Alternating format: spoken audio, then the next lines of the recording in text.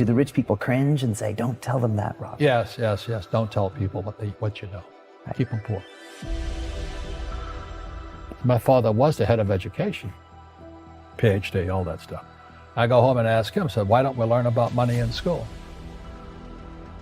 And he looked at me and says, because the government doesn't let us teach that subject. The government tells us what we can teach and what we can't teach.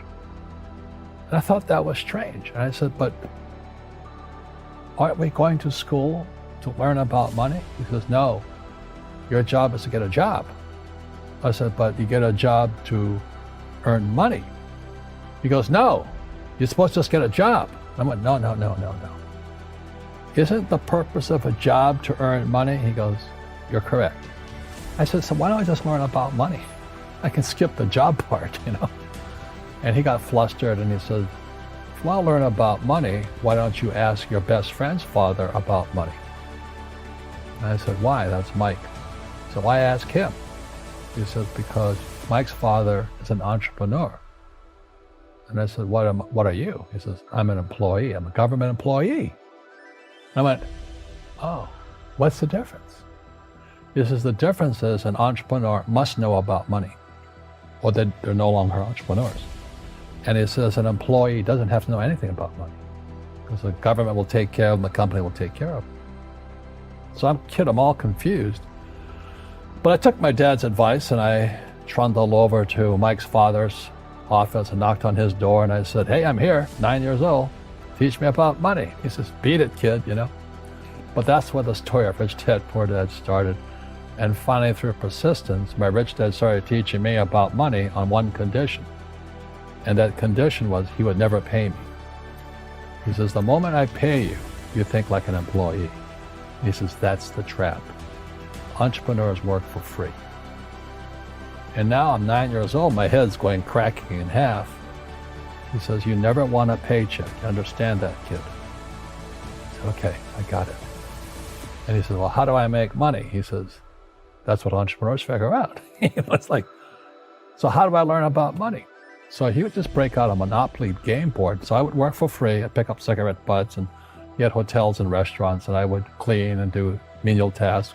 And as I got older, I started getting into office work and marketing and accounting, and I was an apprentice basically, but I always worked for free. And he would teach me about money, but the way he taught me about money was playing Monopoly. And finally one day I got upset. I said, well, when are you going to teach me about money? He says, what do you think we're doing? We're playing Monopoly. He goes, no. What do you think we're doing? We're playing Monopoly. He says, what do you think we're doing? So I don't know. I'm teaching you about money. And then that's when, you have one greenhouse. He says, there's many formulas for great success in money. There's thousands of them. But one of the best ones found on the game of Monopoly. Still is today. 4 greenhouses, 1-bed hotel. I said, what? He says, one of the greatest ways to acquire great wealth is playing Monopoly in real life. 4 greenhouses, 1-bed hotel. Well, is that all there is? He goes, that's it. And he says, what do you think I'm doing? And I went, I don't know.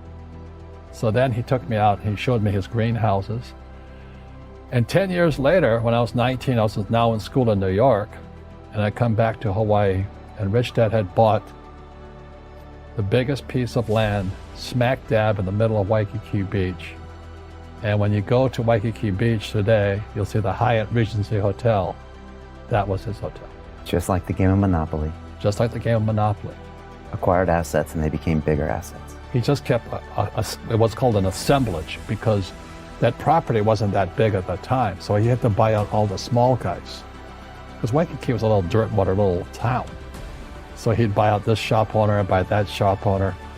And it took him a while, but he finally assembled this large piece of property. And then he and Hyatt put up this giant hotel. And it just sold for $800 million. So that's how I learned about money.